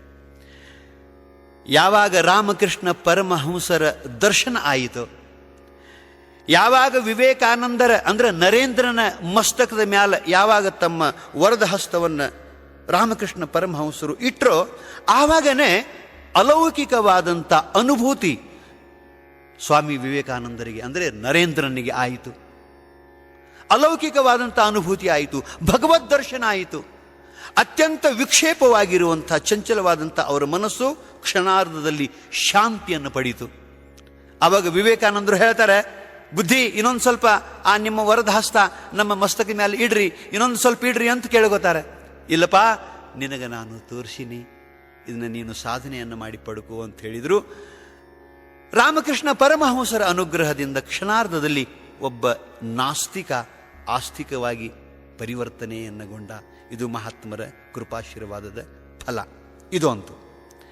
ಆ ಬಳಿಕ ಇನ್ನೊಂದು ಮಾತು ಹೇಳಬೇಕು ಅಂತಂದ್ರೆ, ಜಗದ್ಗುರು ಶಂಕರಾಚಾರ್ಯರ ಬಳಿಯಲ್ಲಿ ಅಧ್ಯಯನ ಮಾಡಲಿಕ್ಕೆ ಅನೇಕ ಜನ ಶಿಷ್ಯರಿದ್ದರು. ಅದರಲ್ಲಿ ಒಬ್ಬ ಸನಂದನ ಅಂತ ಒಬ್ಬ ಶಿಷ್ಯ. ಆವ ಅಭ್ಯಾಸದಲ್ಲಿ ಅಷ್ಟೊಂದು ಪ್ರವೃತ್ತಿ ಅವನಿರಲಿಲ್ಲ, ಬಹಳಷ್ಟು ಮಂದು ಬುದ್ಧಿ ಉಳ್ಳಂಥ ಮನುಷ್ಯ ಅವ. ಅವನಿಗೆ ಗುರುಗಳು ಹೇಳುವಂಥ ಶಾಸ್ತ್ರ ಹೊಳಿತಿದ್ದಿಲ್ಲ, ಬುದ್ಧಿಯಲ್ಲಿ ಉಳಿತಿದ್ದಿಲ್ಲ, ತಿಳಿತಿದ್ದಿಲ್ಲ. ಮಂದು ಬುದ್ಧಿ ಉಳ್ಳಂಥ ಮನುಷ್ಯ. ಇನ್ನೇನು ಗುರುಗಳಲ್ಲಿ ಅಪಾರ ಶ್ರದ್ಧಾ ಒಂದು. ಗುರುದೈವಾತ್ ಪರಮನಾಸ್ತಿ, ಗುರುವಿನಕ್ಕಿಂತಲೂ ಅಧಿಕವಾದಂಥ ವಸ್ತು ಇನ್ನೊಂದಿಲ್ಲ, ಗುರುವೇ ಸಾಕ್ಷಾತ್ ಪರಬ್ರಹ್ಮ ಅಂತ ತಿಳ್ಕೊಂಡು, ಗುರು ಸೇವೆಯೇ ಮುಕ್ತಿಗೆ ಸಾಧನ ಅಂತ ತಿಳ್ಕೊಂಡು ಗುರುಗಳ ಸೇವೆಯಲ್ಲಿಯೇ ಸದಾವಕಾಲ ಪ್ರವರ್ತನ ಆಗಿದ್ದ ಸನಂದ. ಇನ್ನು ಶಂಕರಾಚಾರ್ಯರ ಒಂದು ಸ್ವಭಾವ, ಒಂದು ರೂಢಿ ಏನಿತ್ತು ಅಂತ ಕೇಳಿದರೆ, ಶಿಷ್ಯರಿಗೆ ಪಾಠ ಹೇಳುವಾಗ ಸನಂದ ಬಂದು ಕೂತ ಬಳಿಕನ ಪಾಠ ಹೇಳೋದು ಅವ್ರದ್ದೊಂದು ರೂಢಿ. ಉಳುಕಿ ಶಿಷ್ಯರು ಆ ಸನಂದನ ದಾರಿ ನೋಡ್ತಾ ಇರುವಾಗ ಸನಂದನ ಮೇಲೆ ಅಸೂಯೆ ಪಡ್ತಿದ್ರು. ಏನು ನಮ್ಮ ಗುರುಗಳಿಗೆ ಬಹುಶಃ ಅವರಿಗೆ ತಿಳಿಯುವುದನೇ ಇಲ್ಲ. ನಮ್ಮಂಥ ಬುದ್ಧಿಜೀವಿಗಳು ಎದುರಿಗೆ ಕೂತಿರುವಾಗ ನಮಗೆ ಪಾಠ ಹೇಳೋದು ಬಿಟ್ಟು ಆ ದಡ್ಡ ಸನಂದನ ದಾರಿಯನ್ನು ನೋಡ್ತಾರಲ್ಲ, ಏನಿದು ಅಂತ ಗುರುಗಳ ಮೇಲೂ ಒಂದು ಸ್ವಲ್ಪ ವ್ಯಂಗ್ಯವಾಗಿ ನೋಡೋದು, ಮಾತಾಡೋದು ಮಾಡುವುದರ ಜೊತೆಗೇ ಸನಂದನ ಮೇಲೆ ಅಸೂಯೆ ಪಡ್ತಿದ್ರು. ಇದು ಶಂಕರಾಚಾರ್ಯರಿಗೆ ಗೊತ್ತಾತು. ಆದರೆ ಸನಂದನಿಗೆ ಇದು ಯಾವುದೂ ಗೊತ್ತಿರಲಿಲ್ಲ. ಗುರು ಸೇವೆಯೇ ಮುಕ್ತಿಗೆ ಪರಮ ಸಾಧನ ಅಂತ ತಿಳ್ಕೊಂಡು ಗುರುಗಳ ಏಳುಕ್ಕಿಂತ ಮುಂಚೆ ಎದ್ದು ಅವರಿಗೆ ಸ್ನಾನದ ವ್ಯವಸ್ಥೆ, ಪೂಜಾದ ವ್ಯವಸ್ಥೆ, ಪಾಠ ನಡೆಯೋಕ್ಕಿಂತ ಮುಂಚೆ ಕಸಗೂಡಿಸೋದು, ಎಲ್ಲ ವ್ಯಾಸಪೀಠ ಸಜ್ಜೆ ಮಾಡೋದು, ಹೀಗೆಲ್ಲ ಮಾಡ್ತಿದ್ದ. ಆಮೇಲೆ ಅವರು ಸ್ನಾನ ಆದ ಬಳಿಕ ಅವರ ಬಟ್ಟೆಯನ್ನು ಮಡಿ ಮಾಡ್ಕೊಂಡು ಬರ್ತಿದ್ದ. ಒಟ್ಟು ಸೇವೆಯೇ ಮುಕ್ತಿಗೆ ಪರಮ ಸಾಧನ ಅಂತ ತಿಳ್ಕೊಂಡಿರುವಂಥ ಸನಂದ ಒಮ್ಮೆ ಗಂಗಾ ನದಿ ಆಚೆಗೆ ದೋಣಿ ಮುಖಾಂತರ ಹೋಗಿ ಗುರುಗಳ ಬಟ್ಟೆಯನ್ನು ಮಡಿ ಮಾಡಬೇಕು ಅಂತ ಹೋಗಿದ್ದ. ಈ ಕಡೆ ಗುರುಗಳ ಬಳಿಯಲ್ಲಿ ಶಿಷ್ಯರು ಪಾಠಕ್ಕಂತೂ ಬಂದಿದ್ರು. ಸನಂದ ಇರಲಿಲ್ಲ, ಅದಕ್ಕೆ ಗುರುಗಳು ಪಾಠ ಪ್ರಾರಂಭ ಮಾಡಲಿಲ್ಲ. ಆವಾಗ ಶಿಷ್ಯರೆಲ್ಲ ಅಂತಾರೆ, ಆ ದಡ್ಡನ ದಾರಿ ಏನು ನೋಡ್ತೀರಿ, ಅವಂಗೊಂದು ಮಂತ್ರ ನೆನಪಿಲ್ಲ, ಒಂದು ಶ್ಲೋಕ ನೆನಪಿಲ್ಲ, ನೀವು ನಮಗೆ ಹೇಳ್ರಿ ಪಾಠ, ಆ ದಡ್ಡನ ದಾರಿ ಏನು ನೋಡ್ತೀರಿ ಅಂತ ಶಿಷ್ಯರೆಲ್ಲ ಈ ರೀತಿಯಾಗಿ ಅವಹೇಳನ ಮಾಡಿದಾಗ ಗುರುಗಳಿಗೆ ನೋವಾಯಿತು. ಅವಾಗಂತಾರೆ, ಸನಂದ ಬೇಗನೆ ಬಾರೋ, ಪಾಠ ಶುರು ಮಾಡಬೇಕಾಗೈತಿ, ಬೇಗನೆ ಬಾರೋ ಅಂತ ಕೂಗಿದರು. ಗುರುಗಳ ಕರುಳ ಕೂಗಿತು. ಅದು ಸನಂದನಿಗೆ ಕೇಳಿಸ್ತು. ಸನಂದ ಬಟ್ಟೆ ಮಡಿ ಮಾಡ್ತಿದ್ದ. ಅದನ್ನು ತಕ್ಷಣವೇ ಬಿಟ್ಟು, ಅಯ್ಯೋ ಗುರುಗಳು ನನ್ನ ಕೂಗಲಾಕತ್ಯಾರು, ಏನು ಸೇವೆ ಮಾಡಬೇಕಾಗಿತ್ತು ಏನು ಅಂತ ಹೇಳಿ ಓಡಿ ಬರಬೇಕು ಅಂತ, ಧಾವಿಸಿ ಬರಬೇಕು ಅಂತ ವಿಚಾರ ಮಾಡ್ತಾನೆ. ಇನ್ನು ದೋಣಿ ಮುಖಾಂತರ ಹೋದ್ರೆ ತಡ ಆಗ್ತೈತಿ ಅಂತ ಹೇಳಿ ಅವನಿಗೆ ಈಸು ಬರ್ತಿದ್ದಿಲ್ಲ. ಆದರೂ ಗುರುಗಳ ಕೂಗನ್ನು ಕೇಳಿದ ಕೂಡಲೇ ಅವನಿಗೆ ಅಲ್ಲಿ ನಿಲ್ಲಿಕ್ಕಾಗಲಿಲ್ಲ. ಗಂಗಾ ನದಿಯಲ್ಲಿಯೇ ಓಡ್ಲಿಕ್ಕಿದ್ದ. ಅವನಿಗೆ ಈಸು ಬರ್ತಿದ್ದಿಲ್ಲ. ಆದರೂ ಅವ ಗುರುವಿನ ಮೇಲೆ ಇಟ್ಟಿರುವಂಥ ಅಚಲವಾದ ಭಕ್ತಿಯನ್ನು ನೋಡಿ ಆ ಗಂಗಾ ಮಾತೆ ಅವ ಎಲ್ಲೆಲ್ಲಿ ಪಾದಿಡ್ತಾನೋ ಅಲ್ಲೆಲ್ಲೇ ಒಂದು ಕಮಲದ ಹೂವನ್ನು ಆಶ್ರಯವಾಗಿ ಕೊಟ್ಟಳು. ಸನಂದನ ಗುರು ಭಕ್ತಿಗೆ ಮೆಚ್ಚಿ ಗಂಗಾ ಮಾತೆ ಅವ ಎಲ್ಲೆಲ್ಲಿ ಕಾಲಿಡ್ತಾನೋ ಅಲ್ಲೆಲ್ಲೇ ಒಂದೊಂದು ಕಮಲದ ಹೂವನ್ನು ಆಶ್ರಯವಾಗಿ ಕೊಟ್ಟಳು. ಹಾಂಗ ಆ ಕಮಲದ ಹೂಗಳ ಮೇಲೇ ಅವ ಪಾದಿಡ್ಕೊತ ಹೋಗಿಬಿಟ್ಟ. ಹೋಗಿ ಗುರುಗಳಿಗೆ ದಂಡವತ್ತ ನಮಸ್ಕಾರ ಹಾಕ್ತಾನೆ. ನನಗನ್ನಿಸ್ತದೆ, ಗುರುಭಕ್ತರು ಗುರುವಿನ ಕೃಪೆಯನ್ನು ಪಡ್ಕೊಂಡ ಬಳಿಕ ಏನೆಲ್ಲ ದಾಟಬಹುದು. ಗುರು ಕೃಪೆಯನ್ನು ಪಡ್ಕೊಂಡ ವ್ಯಕ್ತಿ ಭವಸಾಗರವನ್ನೇ ದಾಟುವಾಗ ಈ ಗಂಗಾ ನದಿ ದಾಟುವುದೇನಾಗಾದ. ಸನಂದ ದಾಟಿ ಹೋಗಿ ದಂಡವತ್ತ ನಮಸ್ಕಾರ ಹಾಕಿದಾಗ ಗುರುಗಳು ಪೂರ್ಣ ಅನುಗ್ರಹ ಮಾಡಿಬಿಟ್ರು. ಅವನ ಮಸ್ತಕದ ಮೇಲೆ ತಮ್ಮ ವರದ ಹಸ್ತನ್ನಿಟ್ಟು, ಸನಂದನ ಇವತ್ತು ನೀನೇ ಪಾಠ ಹೇಳಬೇಕು ಅಂತ ಆಶೀರ್ವಾದ ಮಾಡಿದರು. ವ್ಯಾಸಪೀಠದ ಮೇಲೆ ಕುಣಿಸಿದರು. ಗುರು ಕೃಪೆಯಿಂದ ಸನಂದನನು ಆ ದಿವಸ ಹಿಂಗ ಪಾಠ ಹೇಳಿದ. ಗುರುಗಳೂ ಸಹಿತ ಆ ರೀತಿಯಾಗಿ ಪಾಠ ಹೇಳಿರಲಿಲ್ಲ. ಕ್ಷಣಾರ್ಧದಲ್ಲಿ ಒಬ್ಬ ದಡ್ಡ ಮಂದಬುದ್ಧಿ ಉಳ್ಳಂತ ಸನಂದ ವಿದ್ಯೆಯನ್ನು ಪಡಿತಾನು ಅಂತಂದ್ರೆ, ಏನೂ ಪ್ರಯತ್ನ ಇಲ್ಲದೇನೆ ವಿದ್ಯೆಯನ್ನು ಪಡಿತಾನು ಅಂತಂದ್ರೆ ಗುರುಗಳ ಎಂಥ ಆಶೀರ್ವಾದ ಇರಬೇಕು. ಮಹಾತ್ಮರ ಆಶೀರ್ವಾದದ ಶಕ್ತಿ ಎಷ್ಟು ದೊಡ್ಡದಿರಬೇಕು. ಒಂದು ಕಲ್ಲನ್ನು ಕೂಡ ಮೂರ್ತಿ ಮಾಡುವಂಥ ಅವರ ಆಶೀರ್ವಾದ. ಒಬ್ಬ ದೊಡ್ಡ ಮನುಷ್ಯ, ಬುದ್ಧಿವಂತನಾದ, ಕೀರ್ತಿವಂತನಾದ. ನಂತರದಲ್ಲಿ ಒಂದು ಹೆಸರು ಬಂತು ಆ ಸನಂದನಿಗೆ, ಪದ್ಮಪಾದಾಚಾರ್ಯ ಅಂತ ಹೇಳಿ. ಪದ್ಮಪಾದಾಚಾರ್ಯ ಅಂತಂದ್ರೆ ಗಂಗಾ ನದಿ ದಾಟುವಾಗ ಆ ಗಂಗಾ ಮಾತೆ ಗುರುಭಕ್ತಿಗೆ ಮೆಚ್ಚಿ ಅವ ಎಲ್ಲೆಲ್ಲಿ ಪಾದ ಇಡ್ತಾನೋ ಅಲ್ಲೆಲ್ಲಿ ಆಶ್ರಯವಾಗಿ ಏನು ಕಮಲದ ಹೂವನ್ನು ಕೊಟ್ಟಿದ್ಲಲ್ಲ ಅದು ಪದ್ಮ. ಆ ಪದ್ಮದ ಮೇಲೆ ತನ್ನ ಪಾದನ್ನು ಇಟ್ಟು ಗಂಗಾ ನದಿಯನ್ನು ದಾಟಿರುವುದರಿಂದ ಅವನಿಗೆ ಪದ್ಮ ಪಾದಾಚಾರ್ಯ ಅಂತ ಒಂದು ವಿಶೇಷವಾಗಿರುವಂಥ ನಾಮ ಬಂತು. ಬಳಿಕ ಅವನು ಸಾಕಷ್ಟು ಗ್ರಂಥಗಳನ್ನು ಬರೆದ, ಜಗತ್ತಿನಲ್ಲಿ ಕೀರ್ತಿವಂತನಾದ. ಮಹಾತ್ಮರ ಆಶೀರ್ವಾದದಿಂದ ಒಬ್ಬ ವಿದ್ಯಾ ಇಲ್ಲದಂಥ ಅವಿದ್ಯಾವಂತನೂ ಕೂಡ ವಿದ್ಯೆಯನ್ನು ಪಡ್ಕೊಂಡು ಕೀರ್ತಿಯನ್ನು ಪಡಿತಾನು ಅಂತಂದ್ರೆ, ತನ್ನ ದೈವದಲ್ಲಿ ಇಲ್ಲದನ್ನು ಪಡಿತಾನು ಅಂತಂದ್ರೆ ಮಹಾತ್ಮರ ಆಶೀರ್ವಾದದಲ್ಲಿ ಏನಿಲ್ಲ ಅಂತೀರಿ ನೀವು? ಕೀರ್ತಿರಾಯುರ್ ಯಶೋಬಲಂ ಅಭಿವಾದನಶೀಲಸ್ಯ ನಿತ್ಯಂ ವೃದ್ಧೋಪಸೇವಿನಃ.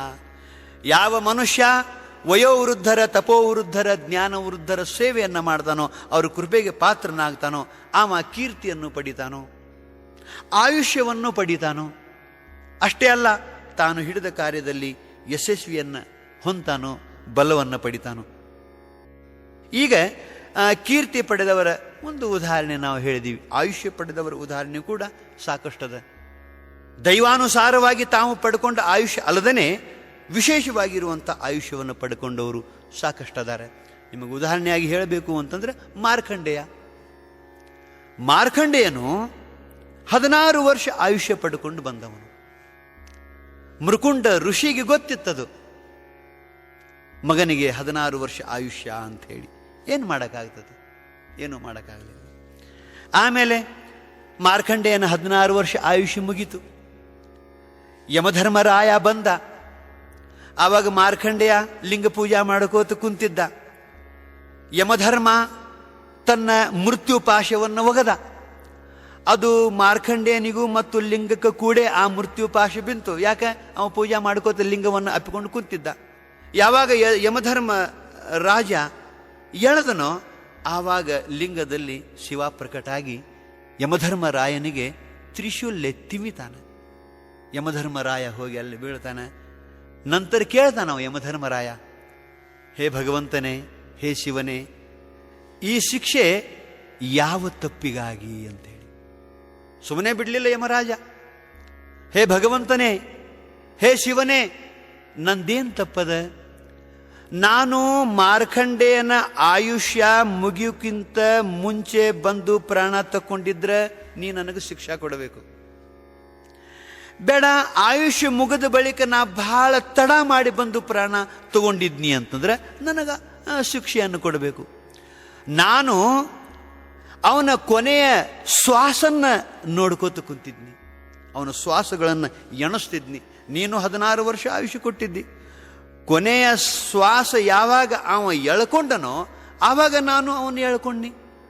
ನನಗೆ ಯಾವ ತಪ್ಪಿಗಾಗಿ ಈ ಶಿಕ್ಷಾ ಭಗವಂತನೇ ನನಗೆ ಹೇಳಬೇಕು ಅಂತ ಯಮಧರ್ಮರಾಯ ಕೇಳಿದಾಗ ಶಿವ ಹೇಳ್ತಾನೆ, ಪರಮಾತ್ಮ ಹೇಳ್ತಾನೆ, ಯಮಧರ್ಮರಾಯ, ನೀನು ತಪ್ಪು ಮಾಡಿದಿ ಅಂತ ನಾನು ಶಿಕ್ಷಾ ಕೊಡಲಿಲ್ಲಪ್ಪ. ನಿನ್ನಿಂದ ಅಥವಾ ನನ್ನಿಂದ ಇನ್ನೊಂದು ದೊಡ್ಡ ತಪ್ಪಾಗ್ತಿತ್ತು ಅಂತ ನಾನು ಧಾವಿಸಿ ಬರಬೇಕಾತು. ನೀ ತಪ್ಪು ಮಾಡಿದಿ ಅಂತಲ್ಲ, ಇದರ ಹಿನ್ನೆಲೆ ಒಂದು ಘಟನಾ ನಡೆದದು.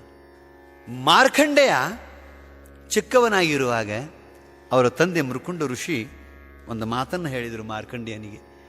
ಎಲ್ಲಾದರೂ ಮಹಾತ್ಮರು ಭೇಟಿ ಆದರು ಅಂತಂದರೆ ಅವರಿಗೆ ಮೊದಲು ನಮಸ್ಕಾರವನ್ನು ಮಾಡು. ಕೆಲವು ಸಮಯ ಸೇವಾ ಮಾಡುವ ಅವಕಾಶ ಸಿಕ್ತು ಅಂತಂದ್ರೆ ಮನಮುಟ್ಟಿ ಮಹಾತ್ಮರ ಸೇವೆಯನ್ನು ಮಾಡು. ಮಹಾತ್ಮರು ಯಾರೇ ಇರಲಿ, ಎಂಥವರೇ ಇರಲಿ, ಎಲ್ಲಿಂದಲೇ ಬರಲಿ, ಮಹಾತ್ಮರ ಸೇವೆಯನ್ನು ಮಾಡಿ ಅವ್ರ ಕೃಪೆಗೆ ಪಾತ್ರನಾಗಪ್ಪ ಅಂತ ಒಂದು ಮಾತ ಮೃಕುಂಡ ಋಷಿ ಮಾರ್ಕಂಡೇಯನಿಗೆ ಹೇಳಿದ್ರು. ಆ ಮಾತನ್ನು ಆ ಮಾರ್ಕಂಡೇಯ ನೆನಪಿಟ್ಟುಕೊಂಡು ಬಂದಂಥ ಎಲ್ಲ ಮಹಾತ್ಮರಿಗೆ ನಮಸ್ಕಾರ ಮಾಡೋದು, ಅವರ ಸೇವಾ ಮಾಡೋದು ಮಾಡ್ತಿದ್ದ.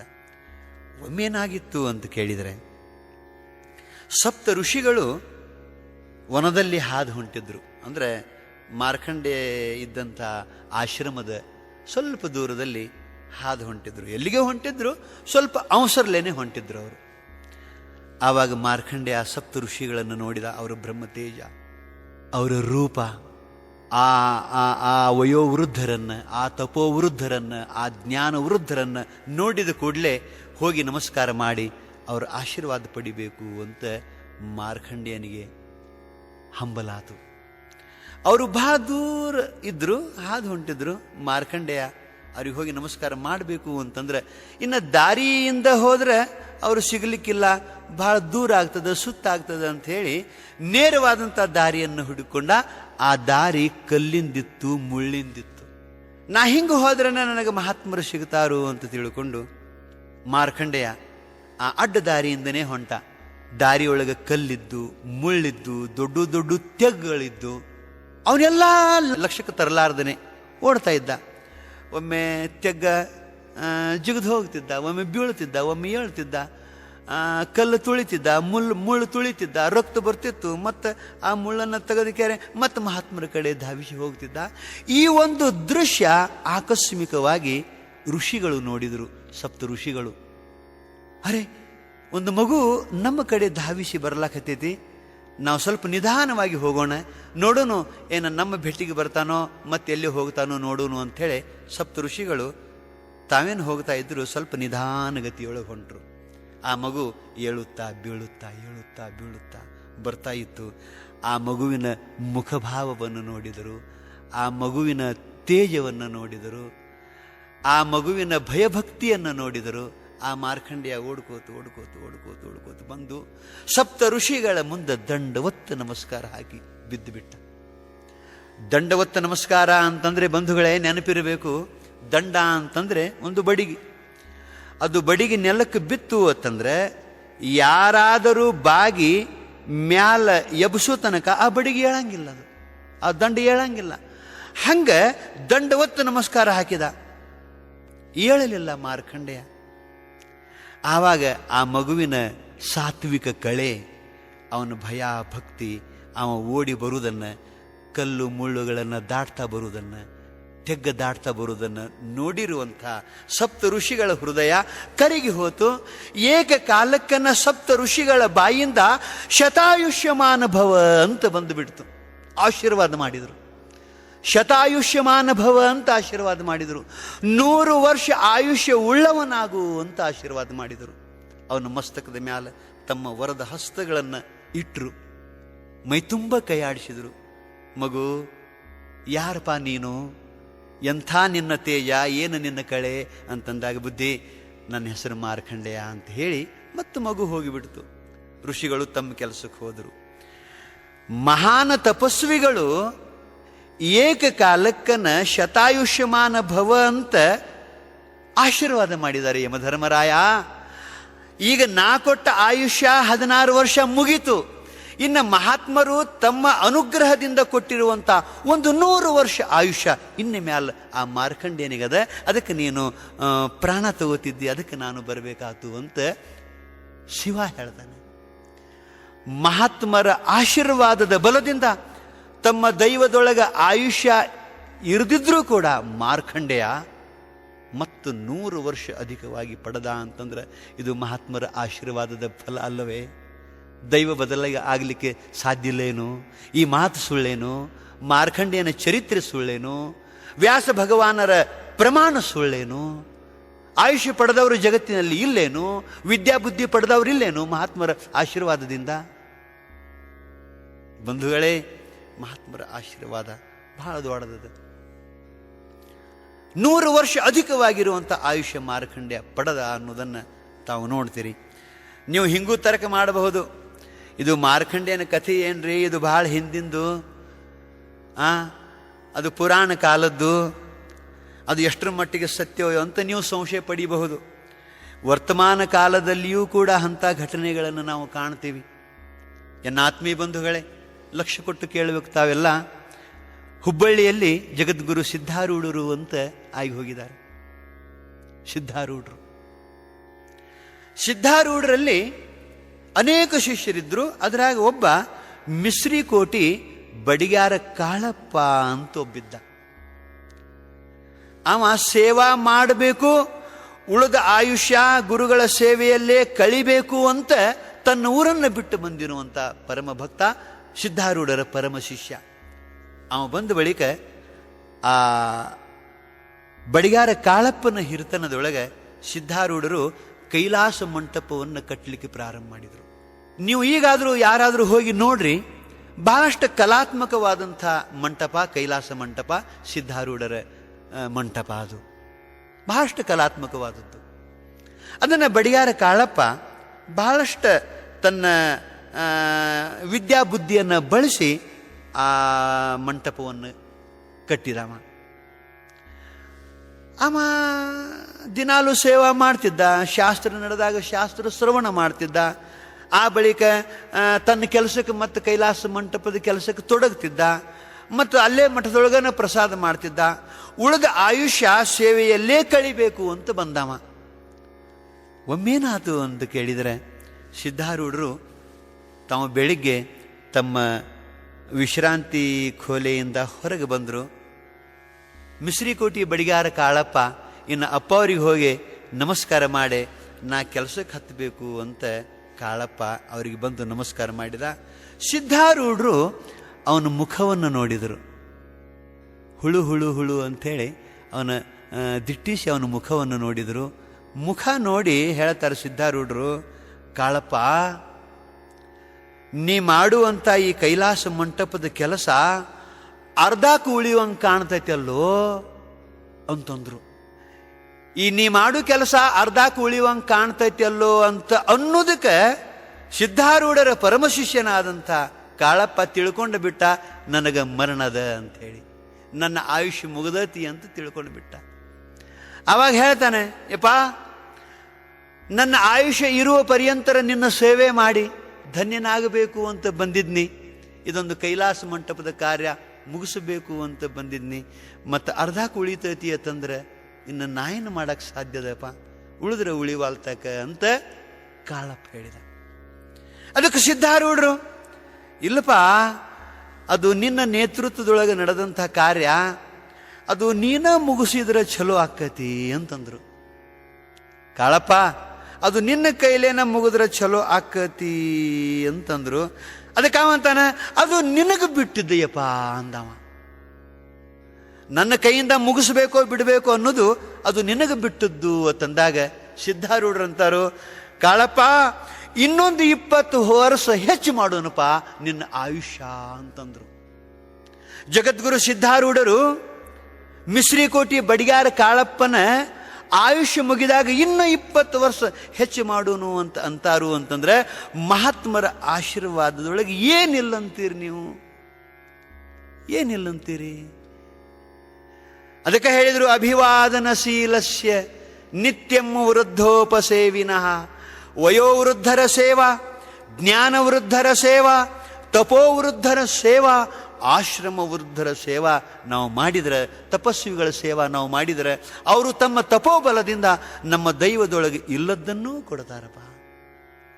ಇಂಥ ಉದಾಹರಣೆಗಳು ಸಾಕಷ್ಟು ಸಿಗ್ತಾ ಇರುವಾಗ ಎನ್ನ ಆತ್ಮೀಯ ಬಂಧುಗಳೇ, ನಾವು ಮಹಾತ್ಮರ ಸೇವೆಯನ್ನು ಮಾಡಿ ದೈವವನ್ನು ಬದಲಿ ಮಾಡಿಕೊಳ್ಳಲಿಕ್ಕೆ ಸಾಧ್ಯದ. ಈ 2 ಉದಾಹರಣೆಗಳನ್ನು ಕೇಳಿದ ಬಳಿಕೂ ಕೂಡ ಕೆಲವೊಂದು ಜನ ಸಂಶಯ ಮಾಡಬಹುದು, ತರ್ಕ ಮಾಡಬಹುದು. ಸಪ್ತಋಷಿಗಳು ಮಾರ್ಕಂಡೇಯನಿಗೆ 100 ವರ್ಷ ಆಯುಷ್ಯ ಕೊಟ್ಟದ್ದನ್ನು ಕೇಳಿ, ಸಿದ್ಧಾರೂಢರು ಮಿಶ್ರಿಕೋಟಿ ಬಡಿಗಾರ ಕಾಳಪ್ಪನಿಗೆ 20 ವರ್ಷ ಆಯುಷ್ಯ ಕೊಟ್ಟದ್ದನ್ನು ಕೇಳಿದ ಬಳಿಕೂ ಕೂಡ ಅದು ಹೇಗೆ ಸಾಧ್ಯ ಅಂತ ಸಂಶಯ ಮಾಡಬಹುದು. ಎನ್ನ ಆತ್ಮೀಯ ಬಂಧುಗಳೇ, ಈಶ್ವರನ ಸಂಕಲ್ಪವನ್ನು ಮೀರಿಯೂ ಕೂಡ ಮಹಾತ್ಮರು ಏನಾದರೂ ಕೊಡಬಹುದೇನು ಅಂತಂದ್ರೆ ಕೊಡ್ಲಿಕ್ಕೆ ಸಾಧ್ಯದ. ಆ ಭಗವಂತ ಮಹಾತ್ಮರ ಆಶೀರ್ವಾದವನ್ನು ಸತ್ಯಗೊಳಿಸಲಿಕ್ಕಾದರೂ ಕೂಡ ತನ್ನ ನಿಯಮವನ್ನು ಮೀರಿಯೂ ಕೂಡ ಮಹಾತ್ಮರ ಆಶೀರ್ವಾದ ಫಲಕಾರಿಯಾಗುವಂತೆ ವ್ಯವಸ್ಥೆಯನ್ನು ಮಾಡ್ತಾನೆ ಪರಮಾತ್ಮ. ಇದಕ್ಕೆ ನಿಮಗೆ ಇನ್ನಷ್ಟು ಸಾಕ್ಷಿಯಾಗಿ ಹೇಳಬೇಕು ಅಂತಂದರೆ, ನಮ್ಮ ಭಾರತದ ಸಂವಿಧಾನದಲ್ಲಿ ಒಂದು ನಿಯಮದ, ಯಾರಾದರೂ ಬಹಳ ದೊಡ್ಡ ಅಪರಾಧವನ್ನು ಮಾಡಿ ಗಲ್ಲು ಶಿಕ್ಷೆಯನ್ನು ಪಡ್ಕೊಂಡಿದ್ರು ಅಂತಂದರೆ ಅದು ಜಿಲ್ಲಾ ಕೋರ್ಟಿನೊಳಗೂ ಕೂಡ ಗಲ್ಲು ಶಿಕ್ಷೆನೇ ಆಯಿತು, ಹೈಕೋರ್ಟ್ನೊಳಗೂ ಕೂಡ ಗಲ್ಲು ಶಿಕ್ಷೆನೇ ಆಯಿತು. ಕೊನೆಗೆ ಅವನು ಸುಪ್ರೀಂ ಕೋರ್ಟ್ಗೆ ಹೋದ. ಅಲ್ಲಿಯೂ ಕೂಡ ಕೆಳಗಿನ ಕೋರ್ಟ್ಗಳು ಮಾಡಿದ ಆದೇಶವನ್ನೇ ಅವರು ಮುಂದುವರಿಸಿದ್ರು. ಗಲ್ಲು ಶಿಕ್ಷೆವೇ ಅವನಿಗೆ ಕಾಯಂ ಆಯಿತು ಅಂತ ತಿಳ್ಕೊಳ್ಳಿ. ಆದರೂ ಒಂದು ಅವಕಾಶ ನಮ್ಮ ಸಂವಿಧಾನದಲ್ಲಿ ಒಬ್ಬರಿಗಿಟ್ಟಿದ್ದಾರೆ. ಗಲ್ಲು ಶಿಕ್ಷೆಯನ್ನು ಪಡೆದಂಥ ವ್ಯಕ್ತಿ ನಮ್ಮ ರಾಷ್ಟ್ರಪತಿಯವರಂತೆ ಹೋಗಿ ತಾನು ಪ್ರಾಣ ಭಿಕ್ಷೆಯನ್ನು ಬೇಡಿದ ಅಂತಂದರೆ, ನಾನು ನಿರಪರಾಧಿ ಇದ್ರೂ ಕೂಡ ನನ್ನ ಮೇಲೆ ಆರೋಪ ಬಂದತಿ ಬುದ್ಧಿ, ನನಗೆ ಗಲ್ಲು ಶಿಕ್ಷೆಯಾಗಿದೆ ಬುದ್ಧಿ, ನನಗೆ ಪ್ರಾಣದಾನ ಮಾಡಬೇಕು, ನನ್ನ ಗಲ್ಲು ಶಿಕ್ಷೆಯನ್ನು ಕ್ಷಮಿಸಬೇಕು ಅಂತ ಅತ್ಯಂತ ದೀನನಾಗಿ ಕೇಳಿಕೊಂಡ ಅಂತಂದ್ರೆ, ಅವನ ಕೂಗಿಗೆ, ಅವನ ಪ್ರಾರ್ಥನೆಗೆ ನಮ್ಮ ರಾಷ್ಟ್ರಪತಿಯವರಿಗೆ ಕರುಣಾ ಬಂತು ಅಂತಂದ್ರೆ, ನಮ್ಮ ರಾಷ್ಟ್ರಪತಿಯವರಿಗೆ ಒಂದು ಹಕ್ಕದ, ಸುಪ್ರೀಂ ಕೋರ್ಟಿನಲ್ಲಿ ಗಲ್ಲು ಶಿಕ್ಷೆ ಆದರೂ ಕೂಡ ಅವನಿಗೆ ಕ್ಷಮಿಸಬಹುದು ಅಂತ. ಅವನಿಗೆ ಪ್ರಾಣದಾನ, ರಾಷ್ಟ್ರಪತಿಗಳು ಅವರಿಗೆ ಕರುಣಾ ಬಂತು ಅಂತಂದ್ರೆ ಅವನಿಗೆ ಪ್ರಾಣದಾನ ಮಾಡಬಹುದು ಅಂತ ನಮ್ಮ ಸಂವಿಧಾನದ ಒಂದು ನೇಮ. ಇದರಂತೆ ಈಶ್ವರನು ನಮ್ಮ ಕರ್ಮಕ್ಕನುಸಾರವಾದಂಥ ಸುಖ ದುಃಖ ರೂಪ ಫಲವನ್ನು ಕೊಡುವವನು ಜಗನ್ನಿಯಾಮಕ. ನಾವು ಮಾಡಿದ ಅಪರಾಧಕ್ಕನುಸಾರವಾಗಿ ನಮಗೆ ಫಲವನ್ನು ಕೊಡ್ತಿರ್ತಾನೆ. ಅವ ಒಬ್ಬ ನ್ಯಾಯಾಧೀಶ ಈಶ್ವರ. ಇದರ ವ್ಯತಿರಿಕ್ತ ಮಹಾತ್ಮರು ರಾಷ್ಟ್ರಪತಿಯವರ ಸ್ಥಾನದಲ್ಲಿದ್ದವರು. ಅವರಿಗೇನಾದರೂ ವಿಶೇಷ ಕರುಣಾ ಬಂತು ಅಂತಂದ್ರೆ, ಜೀವಿಗಳ ಮೇಲೆ ಏನಾದರೂ ಒಂದು ಅನುಗ್ರಹ ಮಾಡಬೇಕು ಅಂತ ಅವರು ಸಂಕಲ್ಪ ಮಾಡಿದರು ಅಂತಂದ್ರೆ, ಅವರೇನಾದರೂ ತಮ್ಮ ಸತ್ಸಂಕಲ್ಪದಿಂದ ಆಯುಷ್ ಕೊಟ್ಟರು ಅಂತಂದ್ರೆ, ಆರೋಗ್ಯ ಕೊಟ್ಟರು ಅಂತಂದ್ರೆ, ಸಂಪತ್ತು ಕೊಟ್ಟರು ಅಂತಂದ್ರೆ, ವಿದ್ಯಾಬುದ್ಧಿಗಳನ್ನು ಕೊಟ್ಟರು ಅಂತಂದ್ರೆ, ಆ ವ್ಯಕ್ತಿಯ ದೈವದಲ್ಲಿ ಅದ್ಯಾವುದೂ ಇರಲಿಲ್ಲ ಅಂತಂದ್ರೂ ಕೂಡ, ಅದು ದೈವ ನೇಮಕ್ಕೆ ಮೀರಿದ್ದು ಇದ್ರೂ ಕೂಡ ಮಹಾತ್ಮರ ಆಶೀರ್ವಾದ ಫಲ ಕೊಟ್ಟೇ ತೀರ್ತದೆ. ಯಾಕಂತ ಕೇಳಿದರೆ, ಅವರು ರಾಷ್ಟ್ರಪತಿಯವರ ಸ್ಥಾನದಲ್ಲಿದ್ದಂತೆ. ಅವರಿಗೆ ಕರುಣಾ ಬರಬೇಕಿಷ್ಟೆ. ಅವ್ರ ಆಶೀರ್ವಾದ ಏನಾದರೂ ಮಾಡಿದ್ರು ಅಂತಂದ್ರೆ ಆ ಆಶೀರ್ವಾದ ಸುಳ್ಳಾಗಲಾರ್ದಂಗೆ ನೋಡ್ಕೊಳ್ಳೋದು ಈಶ್ವರನ ಕೆಲಸ. ಅದಕ್ಕೆ ಮಾರ್ಕಂಡೇಯನ ಪ್ರಸಂಗದೊಳಗೆ ಈಶ್ವರ ಧರ್ಮರಾಯನಿಗೆ ಹೇಳ್ತಾನೆ, ಯಮಧರ್ಮನಿಗೆ ಹೇಳ್ತಾನೆ, ಯಮಧರ್ಮ, ಇನ್ಮ್ಯಾಲ ನೀನು ಯಾರದಾರ ಪ್ರಾಣ ತಗೋಬೇಕಾಗಿತ್ತು ಅಂತಂದ್ರೆ, ಆವ ತನ್ನ ಜೀವನದೊಳಗೆ ಯಾವ ಮಹಾತ್ಮರ ಆಶೀರ್ವಾದ ಏನಾದರೂ ಪಡ್ಕೊಂಡಾನೇನು ನೋಡಿ ನೀನು ಪ್ರಾಣ ತಗೋವಂತ ಒಂದು ಮಾತು ಹೇಳಿದರು ಅಂತ ನಾವು ಪುರಾಣಗಳಲ್ಲಿ ಕಾಣ್ತೀವಿ. ಆದ್ದರಿಂದ ಮಹಾತ್ಮರಿಗೆ ಪರಮಾತ್ಮನಾದರೂ ಕೂಡ ವಿಶೇಷವಾಗಿರುವಂಥ ಆಶೀರ್ವಾದದ ಅವಕಾಶವನ್ನು ಕೊಟ್ಟಿರುವುದರಿಂದ ತಪೋನಿಧಿಗಳು ಕೃಪಾ ಮಾಡಿ ನಮ್ಮ ಮೇಲೆ ಏನಾದರೂ ಆಶೀರ್ವಾದ ಮಾಡಿದ್ರು ಅಂತಂದ್ರೆ ನಮ್ಮ ದೈವವೂ ಬದಲಾಗಬಹುದು, ನಮ್ಮ ದೈವದಲ್ಲಿ ಇಲ್ಲದ್ದನ್ನೂ ನಾವು ಪಡೆಯಬಹುದು. ಅದು ಮಹಾತ್ಮರ ಆಶೀರ್ವಾದದಿಂದ ಮಾತ್ರ ಸಾಧ್ಯ. ಆದ್ದರಿಂದ ನಮ್ಮ ದೈವವು ಬದಲಾಗಲಿಕ್ಕೆ ಸಾಧ್ಯದ ಅನ್ನೋದನ್ನು ನಾವು ನೆನಪಿನಲ್ಲಿ ಇಟ್ಕೋಬೇಕು. ನಿಮಗೆ ಇನ್ನೂ ಇದ್ರ ಬಗ್ಗೆ ಹೇಳಬೇಕು ಅಂತಂದರೆ,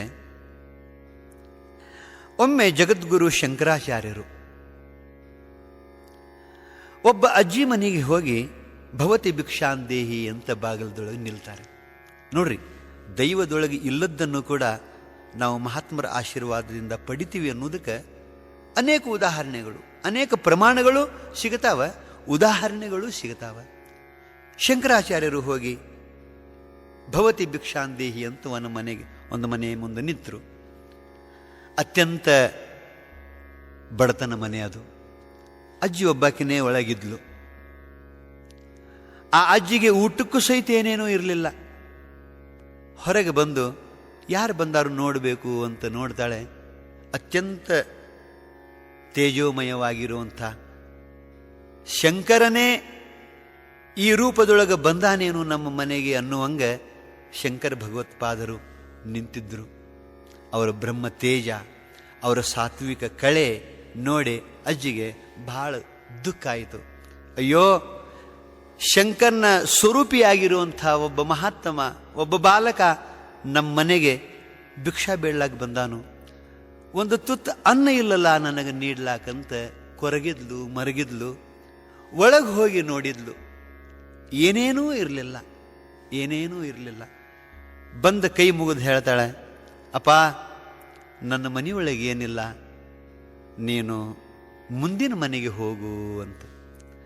ಆವಾಗ ಶಂಕರ ಭಗವತ್ಪಾದರು ಆ ಅಜ್ಜಿಯ ಅತ್ಯಂತ ಬಡತನದ ಪರಿಸ್ಥಿತಿಯನ್ನು ನೋಡಿ ಅವರಂತಾರೆ, ಅಜ್ಜಿ, ನಿನ್ನ ಮನೆಯೊಳಗೆ ಇದ್ದದ್ದನ್ನು ನೀಡು, ಏನಾದರೂ ಸ್ವಲ್ಪ ನೀಡು, ನಿನ್ನ ಮನೆಯೊಳಗೆ ಇದ್ದದ್ದನ್ನು ನೀಡು ಅಂತಂದಾಗ ಅವರ ಮಾತು ಮೀರಲಾರ್ದಕ್ಕೆ ಒಳಗೆ ಹೋಗ್ತಾಳೆ.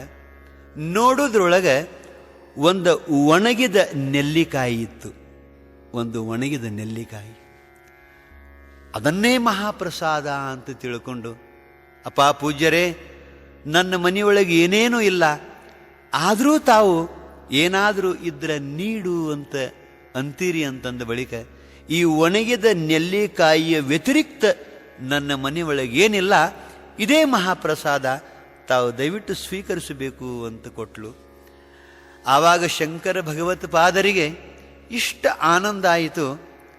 ಒಬ್ಬಾಕಿ ಅಜ್ಜಿ ತನ್ನ ಮನೆಯೆಲ್ಲ ಹುಡುಕ್ಯಾಡಿ ಒಂದು ಒಣ ನೆಲ್ಲಿಕಾಯಿಯನ್ನು ತಂದು ನೀಡ್ತಾಳು ಅಂತಂದ್ರೆ, ಅದು ತನಗಾಗಿ ಇಟ್ಕೊಳ್ಳಾರ್ದನ್ನ ನೀಡ್ತಾಳು ಅಂತಂದ್ರೆ ಎಂಥ ತ್ಯಾಗಮೂರ್ತಿ, ಇಂಥವರಿಗೆ ಇಂಥ ಬಡತನ ಯಾಕೆ ಅಂತ ಹೇಳಿ ಲಕ್ಷ್ಮಿಯನ್ನು ಕುರಿತು ಪ್ರಾರ್ಥನೆ ಮಾಡ್ತಾರೆ ಶಂಕರರು. ಲಕ್ಷ್ಮಿಯನ್ನು ಕುರಿತು ಸ್ತೋತ್ರ ಮಾಡಿ ಅನೇಕ ರೀತಿಯಾದಂಥ ಗುಣಗಾನವನ್ನು ಮಾಡಿ ಆ ಮಾತೆಯನ್ನು ಕೊಂಡಾಡಿ ಆ ಲಕ್ಷ್ಮಿಯನ್ನು ಕರೀತಾರೆ. ಶಂಕರರು ಕರೆದಾಗ ಲಕ್ಷ್ಮಿ ಬಾರದೇ ಇರಲಿಕ್ಕೆ ಸಾಧ್ಯನೋ? ಲಕ್ಷ್ಮಿ ಬಂದಳು, ಆಕಾಶದಲ್ಲಿ ನಿಂತುಕೊಂಡು, ಬುದ್ಧಿ, ನನ್ನ ಯಾಕೆ ಕೂಗಿದ್ರಿ, ನನ್ನ ಸ್ತೋತ್ರ ಯಾಕೆ ಮಾಡಿದ್ರಿ, ನನ್ನಿಂದ ಏನಾಗಬೇಕಾಗೈತಿ ಅಂತ ಶಂಕರರನ್ನು ಕುರಿತು ಮಹಾಲಕ್ಷ್ಮಿ ಕೇಳಿದಾಗ ಹೇಳ್ತಾರೆ ಶಂಕರರು, ಅಮ್ಮ, ಇಂಥ ತ್ಯಾಗಮೂರ್ತಿ ಅಜ್ಜಿಗೆ ಇಂಥ ಬಡತನ ಕೊಡಬೇಕೆ? ನೀನು ಲಕ್ಷ್ಮಿ, ನೀವೇನೆಲ್ಲ ಕೊಡ್ಲಿಕ್ಕೆ ಸಾಧ್ಯದ, ಈ ಅಜ್ಜಿಗೆ ಸ್ವಲ್ಪ ಏನಾದರೂ ಆರ್ಥಿಕದ ಅನುಕೂಲ ಮಾಡಬಾರದೆ ಅಂತ ಪ್ರಾರ್ಥನೆ ಮಾಡಿದಾಗ ಆ ಲಕ್ಷ್ಮಿ ಹೇಳ್ತಾಳೆ, ಶಂಕರರೇ, ಪೂರ್ವದಲ್ಲಿ ಏನಾದರೂ ದಾನ ಧರ್ಮಾದಿಗಳನ್ನು ಮಾಡಿದ ಪುಣ್ಯ ಇತ್ತು ಅಂತಂದ್ರೆ ಅದರ ಫಲರೂಪವಾಗಿ ನಾನು ಸಂಪತ್ತು ಕೊಡ್ತೀನಿ ಹೊರತು ಈ ಅಜ್ಜಿ ತನ್ನ ಪೂರ್ವ ಜನ್ಮದಲ್ಲಿ ಯಾವ ಪುಣ್ಯ ಕಾರ್ಯವನ್ನೂ ಮಾಡಿಲ್ಲ, ದಾನ ಧರ್ಮಾದಿಗಳನ್ನೂ ಮಾಡಿಲ್ಲ, ಅದಕ್ಕೆ ಈ ಅಜ್ಜಿಗೆ ಸಂಪತ್ತು ಕೊಡ್ಲಿಕ್ಕೆ ಸಾಧ್ಯ ಇಲ್ಲ. ಈ ಅಜ್ಜಿಯ ದೈವದೊಳಗೆ ಐಶ್ವರ್ಯ ಉಪಭೋಗ ಮಾಡುವಂಥ ಒಂದು ಪ್ರಸಂಗವೇ ಇಲ್ಲ, ಅಂಥ ಪುಣ್ಯನೇ ಇಲ್ಲ, ಅದಕ್ಕೆ ನಾನು ಸಂಪತ್ತು ಕೊಡ್ಲಿಕ್ಕೆ ಸಾಧ್ಯ ಇಲ್ಲ ಅಂತಂದಾಗ ಶಂಕರ ಭಗವತ್ಪಾದರು ಹೇಳ್ತಾರೆ, ಅಮ್ಮ, ಈ ವರ್ತಮಾನ ಜನ್ಮದಲ್ಲಿ ಅತಿ ಉತ್ಕಟವಾದಂಥ ಪಾಪ ಮಾಡಲಿ, ಅತಿ ಉತ್ಕಟವಾದಂಥ ಪುಣ್ಯ ಮಾಡಲಿ, ಅದು ತಕ್ಷಣವೇ ಫಲ ಕೊಡಬೇಕು ಅನ್ನೋದು ಒಂದು ನೇಮದ, ಒಂದು ಭಗವಂತನ ನೇಮದ, ಒಂದು ಭಗವಂತನ ಶಾಸನದ. ಅದಕ್ಕನುಸಾರವಾಗಿ ಆದರೂ ಈ ಅಜ್ಜಿಗೆ ನೀನು ಸಂಪತ್ತು ಕೊಡು.